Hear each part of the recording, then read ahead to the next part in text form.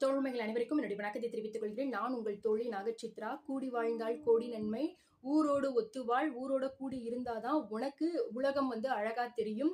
எல்லாருடையும் சேர்ந்திருக்கணும். அதுதான் வாழ்க்கைக்கான பலம்.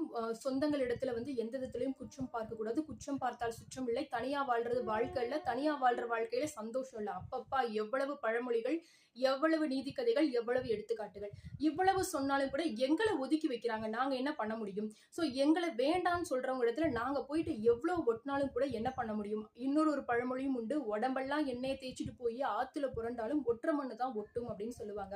சோ அப்படியாக உங்களை ஒதுக்கி வச்சவங்க அவங்களை நினைச்சு ரொம்ப ஃபீல் பண்றீங்களா? நீங்க உங்களுக்கான அழகிய சிந்தனை வரிகள் தான் இன்னைக்கு நம்ம பார்க்க போறோம்.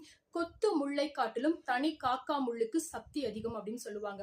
அதாவது கொத்தா இருக்கக்கூடிய முள்ளை பார்க்கும்பொழுது ஆட்டோமேட்டிக்கா நம்ம ஒதுங்கி வந்துடும். ஆஹா, இந்த இடத்துல முள்ளு இருக்கு அப்படின்னு சொல்லிட்டு. ஆனா காக்கா முள் அப்படின்னு சொல்லக்கூடிய அந்த ஒரு முள் பாத்துட்டீங்கன்னா பெரும்பாலும் தனியா தான் இருக்கும். அந்த முள் குத்துச்சு அப்படின்னா பயங்கரமா வலிக்கும் அப்படின்னு சொல்லுவாங்க. அதே போல நீங்க உங்களை தனியா விட்டவங்க முன்னாடி நீங்க உயர்ந்து காட்டுறதும் உங்களுடைய திறமைகளை வளர்த்து கொள்வதும் தான் அவங்களுக்கு முன்னதாக நீங்கள் வெற்றி பெற்றதை அவர்களை உணரச் செய்வதும் தான் உங்களை ஒதுக்குனவங்களுக்கு நீங்க கொடுக்கக்கூடிய தண்டனை.